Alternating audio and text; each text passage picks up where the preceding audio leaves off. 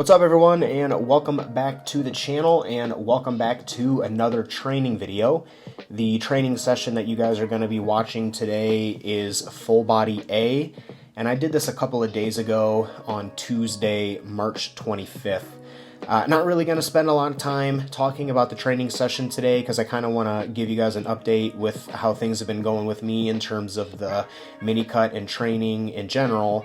But I guess if there is anything that is worth mentioning about this training session is that this was the first session that I used the Arsenal upper back row, which you'll kind of see towards the middle of the workout. The previous upper back exercise that I was doing here was the hammer strength upper back row. And I had been using that for a very, very long time. I think I've been using that for almost 2 years straight in every single upper body session. So even before I was doing full body, when I was doing upper lower and I was doing push-pull legs, I was doing the hammer high row. And it had just kind of reached a point where it wasn't progressing anymore, and I wasn't even really getting a good pump with the exercise anymore. So I kind of wanted to try something different, and the Arsenal row is what you guys are seeing. Interestingly enough, you guys are going to see me doing this exercise on full body A today, but I'm actually going to be moving it to full body B. Just before I get too off topic, the full body B session, I was previously doing a bent over row, and I've decided to replace the bent over row with 2 exercises. One of the main reasons why I was programming the bent over row was as a compound movement to hit my erectors and my upper back with one exercise. But I think that I can do those 2 things a little bit better if I spread that across 2 exercises. So instead of using one movement for the erectors and the upper back, I'm going to have a specific erector focus movement, which is going to be a hyperextension, and then a specific upper back exercise, which is going to be the Arsenal row that you'll see here. And then instead of doing the Arsenal row on this workout, I'll be doing the T-bar row instead. So other than that, not really going to talk too much about today's training session. I just kind of want to get into the topic at hand, which is kind of an update on the mini cut as well as training, because unfortunately I've kind of suffered a little bit of an injury as of late, and that's kind of one of the main things that I wanted to talk about today is kind of how I'm working around that. So in the last vlog type of video that I would have uploaded a couple weeks ago, that video kind of covered the introduction to my mini cut and just kind of touching on how training and everything was going at the time. And the mini cut kind of started off on a very strange note. You know, I made a 700, 800 calorie decrease, and you would have thought that my body weight would have been dropping fairly noticeably off of that. But my weight actually did not change at all. I was kind of hovering between 208 and 210 for a really, really long time. You know, I think I went like 2 weeks straight without any change in the scale weight. And finally, after that, I kind of just got tired of it and decided to make another calorie adjustment, and I pulled another 400 or 500 calories off, and then, of course, my body weight has responded very positively with that, and it's kind of started to drop down pretty quickly, and I'm kind of in the 206 range as of now. But for a while there, nothing was happening. Now, interestingly enough, when I was comparing my progress pictures and just kind of, you know, feeling my body and pinching my skin and everything, I was feeling leaner. When I would, you know, wear a t-shirt or something in the gym, I felt like I was getting a little bit more vascular in my forearms and stuff like that. But for whatever reason, the scale weight hadn't changed too much. There is obviously the potential that that could have been because of the supplement changes that I made around that time. Not only did I pull the calories down, but I also increased my testosterone dosage, and I kind of bumped that up from 125 milligrams a week to 250. So obviously that is going to cause some potential nitrogen retention, and estrogen is going to increase too, which will just kind of cause a little bit of fluid retention. But overall, just the fact that my scale weight hadn't really changed a whole lot was something that I kind of wanted to address. So the most recent calorie change has kind of gotten me moving in the right direction, and I feel pretty good about the way that things are going at the moment. Today I actually felt hunger for the first time in months. You know, when you're pushing calories for a fairly long time, and especially with me, my calorie needs kind of tend to get pretty high. I'm upwards of somewhere between 4,500 and 5,000 calories a day at peak off season. So that is a lot of food, day after day after day after day. That gets really old really quickly. So being able to eat a little bit less and actually experience some feelings of hunger has been something that I've been pleasantly welcoming. Very, very happy about that. And hopefully it just gets better and better and better over the course of the next couple weeks as I wrap up the mini cut, so that once I get the food back increased and get back into a surplus, that appetite kind of carries over and allows me to get those calories down for a little bit quicker. But overall, everything going pretty good so far. Obviously, with this being a mini cut, I'm not really pushing like steps or cardio or fat burners like clenbuterol or anything like that. I'm really just kind of making some simple diet manipulations and just letting everything kind of fall how it will, but still kind of looking at, maybe another 3 to 4 weeks at the absolute most. I'd ideally like to get to around 200 pounds before we go back up, but so far so good, and hopefully we can kind of keep that momentum rolling, both in the gym and out of the gym, and I guess I'll kind of use that to segue into the training discussion. Training overall is going very, very good. Whenever you make a calorie decrease and you start a calorie deficit phase, there's always some potential concerns that your training is going to take a little bit of a hit.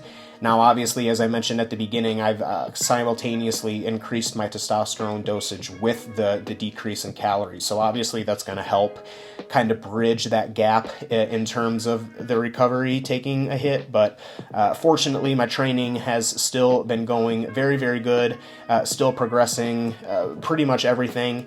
I have had a couple of new exercises that I have gotten swapped in, which I kind of talked about in the video that I made a couple of weeks ago. But the Arsenal row that I discussed at the beginning, and then the hyper extension that I'm going to be adding in as well, have been added to that list. I did not plan on getting those movements added in when I had made that video a couple of weeks ago, and obviously the training has changed a little bit over the course of that time, but just getting some new stuff in there. All of it is feeling really, really good so far, and feeling really good about the fact that I got some of that old stuff swapped out and replaced, and it just kind of makes training a little bit more enjoyable. Obviously, one of the things that I enjoy about training is doing the same workouts over and over and over again and just kind of comparing the numbers, but I'm a human being at the end of the day, and after a while kind of doing the same things day in and day out does get a little old. I can push through that. That isn't something that is make or break for me, but it is definitely noticeable whenever I can get some new exercises in there that just my mental desire to train does pick up a little bit, especially when the new exercises that you add in are going really well and they feel really, really good. In the case of the Arsenal row, for example, the main reason why I had kind of replaced that, the hammer row with that Arsenal row, is because the hammer row wasn't really feeling that great anymore. So to be able to get an exercise in there for once that actually does feel really good, just kind of makes that part of the workout a little bit more enjoyable. So I've really been enjoying that, and really are looking forward to progressing some of these new movements and just kind of seeing how far I can push those. But as of now, it kind of looks like everything that I wanted to potentially get replaced, or things that I had been thinking about swapping out, have been addressed. So pretty happy about that. Now, obviously, there cannot be positive things without some sort of negative things. And as I kind of mentioned at the beginning of the video, unfortunately, I've been dealing with a little bit of an injury over the course of the past couple of weeks. A couple of weeks ago, I felt a pop in my right leg while I was doing a set of leg extensions.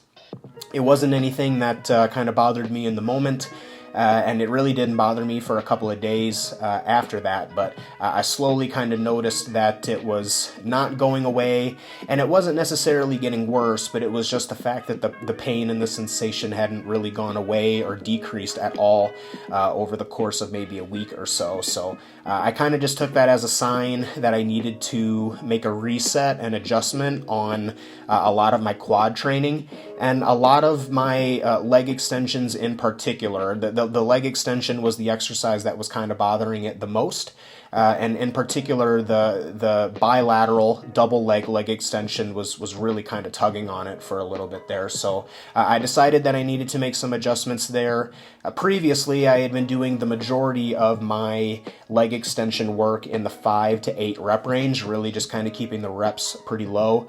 And that was going good for a while, but I think that working in the low rep ranges for too long was kind of just starting to beat my quad tendon up quite a bit, especially when you consider that with that, I was basically working in the 3 to 5 rep range on my squatting movements. So it was definitely not out of the ordinary by any means for me to go in and do a 5 rep leg extension and then do a 3 or 4 rep pendulum squat or leg press or something along those lines, and basically getting all of my quad work in with like 8 to 9 total reps across the 2 exercises. And, I don't really want to get into too deep of a rep range discussion. I've kind of talked about that on a bunch of my social media platforms before, but on paper, the low rep ranges may seem to be the best because they cause the least amount of fatigue. But I think that it's very important to distinguish what we mean by fatigue. Lower reps may cause less central nervous system fatigue and just overall systemic fatigue, but they definitely cause more localized fatigue in the joint and in the muscle. A 5 rep leg extension is going to tear your knees up a little bit quicker than what a 12 rep leg extension would be, for example. So basically what I've done in the meantime is I've worked in lighter rep ranges on all of my leg extensions. I'm not doing anything below 8 reps. What I was previously doing is I was kind of cycling back and forth between one day working in the 5 to 8 and then another day working in the 8 to 12 on the single leg press. And then on the double leg press, the bilateral one, I was sticking in the 5 to 8 for both days. But on one of those days, I was doing paused reps and I was holding the peak contraction for a 3 count. So instead, the single leg extension, I have changed the rep ranges. I'm still doing one of those days in the 8 to 12, but the day that was in the 5 to 8, I've actually bumped that up to 12 to 15 reps. I've bumped that up pretty high. And then the bilateral leg extension, instead of doing both of my days in the 5 to 8, I'm doing both of my days in the 8 to 12. And then I'm no longer using the 3 count pause at the top on one of those days because that was kind of aggravating the area a little bit more. But instead, I've actually added a resistance band, a very, very heavy resistance band. It's a Rogue monster band. I'm not sure how many pounds of band tension that it creates, but it is very, very heavy. And basically what that has done is it takes the exercise and it obviously causes it to overload more in the shortened position. But because the band tension is so extreme, it means that I don't have to use as much weight on the actual machine to kind of accommodate the same thing. So just to kind of give you guys a general idea, on the day where I do not use the band, I think the weight is 210 pounds, and I can hit that for about 10 reps. And then I need to only use like 150 or 160 pounds on the other day with the band because the band tension kind of makes up for the rest of that. So if you do the math on that, it comes out to like 50 to 60 pounds of band tension. These bands are huge though, and I'm sure when they're fully stretched, they probably contribute 70, 80, 100 pounds of band tension. It really is just it's called a monster band for a reason, man. This thing is really thick and really heavy, but it's just been a fun little change. The band obviously causes a larger than normal amount of overload at the shortened position, which is what I was kind of trying to accomplish with the 3 count pauses. But obviously with the addition of the band, I don't need to do the exaggerated pause and keep those muscles under that isometric peak contraction the whole time, and I can just use the band tension to do what I want that to do. So really been enjoying those, and I still have a couple things that I kind of want to tweak with them, maybe putting the band in a different position or trying to double wrap it somewhere, but I'm getting better and better with it each rotation that I do it. I've also kind of made some adjustments to the seat on both of my leg extensions, just kind of shifting it a little bit more forward towards me, keeping my torso a little bit more upright. It's kind of been the popular thing lately with leg extensions to set the seat all the way back to get more lengthening in the rec fem, which I definitely agree with, and I think that that's the way that we need to go about things. I just think that my particular leg extensions were set too far back, and I was just kind of cranking on that knee joint because of that a little bit more than I needed to. So I've been making some adjustments with the seat of the leg extension. It is still relatively far back, but it's just not as far back as the machine will go, and I'm still getting a good amount of stretch in the rec fem, and it's kind of making the quad tendon feel a little bit better. So whether or not I end up transitioning back into doing my leg extensions with the seat all the way back is kind of yet to be determined. We'll kind of see how the quad rehab and everything goes from there, but for now I don't really plan on returning to that seat position anytime in the near future. And then I've also reduced my rep ranges and reduced the weight on my squatting compound movements. Again, as I said earlier, I was primarily working in the 3 to 5 rep range with those, and now I'm going to be working in the 5 to 8, really just trying to hit weights for 8, 9, 10 reps before I increase the weight on those again. And then alongside that, I have been making a much more pronounced effort to take a quad biased stance. I have a really bad habit with all of my leg presses, pendulum, hack squat, any sort of squatting movement. I have a really bad habit of shifting my feet high on the platform and having it be a little bit more glute and adductor bias. But obviously with my quads being one of the primary muscle groups, if not the primary muscle group that I want to improve, really just kind of making more of an effort to take a lower stance on the platform just to be able to bias the quads a little bit more. And at first, when you kind of think about that, that doesn't really make a lot of sense with the injury. You would think that taking a stance that has more knee flexion in it would make that injury worse, but it's actually not been the case lately. I've been able to take a much more quad bias stance on my leg presses and squats, and hasn't really been making that area any worse. So I'm going to take the increased stimulus to the quads while I can, and I've been really diligent about making sure that I've been keeping my foot stance in the same spot every week. After every single session, I will look over the film that I just did and compare it to the week previous and take screenshots and kind of put those up over next to each other just to kind of see if I kept the same foot stance and everything, and so far so good. Everything has been progressing. Now obviously taking that more quad biased foot stance has caused a little bit of a regression with my strength, and obviously part of that is intentional because I'm purposefully lowering the weight to work in higher rep ranges. But I'm a human being at the end of the day, man, and when you go from doing a 9-plate leg press to doing a 7-plate leg press, there is a little part of you that wants to get that 9-plate back as quick as you can. So that's kind of where the goal is with me right now, kind of just trying to rebuild the strength that I had to temporarily decrease to take that quad bias stance, and things have been going really good so far. On the full body B session that I just did yesterday, I did my pendulum squats, and I was able to take 2 reps up on that from the previous week's performance, while still maintaining the same quad focus stance, if not even slightly more quad bias. That's another thing that I've kind of been noticing, is at first taking that quad bias stance was pretty difficult, but every time that I've been in the gym, it's been getting a little bit easier and easier and easier to be able to hit that. And I think a big part of that is because I'm doing full body training every other day, and literally every other day I'm doing either a leg press or a squatting movement. So I'm getting more opportunities to be able to take that stance and hold it a little bit more frequently. If I was only hitting legs once a week, I would take that quad bias stance, and then it would take me a week to get back to doing it again. But when you're doing it every other day, you can kind of build that skill a little bit more quickly. So in general, feeling pretty optimistic about the way that training is going. Obviously, I do have a bit of concern with the quad tendon, and trying to rehab that and make sure that isn't getting any worse, and obviously hoping that it's getting better as well, especially because I'm trying to improve my quads. And when we get back into a surplus here, I'm really going to start hammering away on the quads even more than what I already am. So kind of just trying to make sure that the tendon gets better before we progress from there. So The leg press here that you're watching is the last exercise of the session, so we'll just go ahead and get this one wrapped up. As always, guys, if you guys have any questions or anything, then please leave them as a comment in the comment box.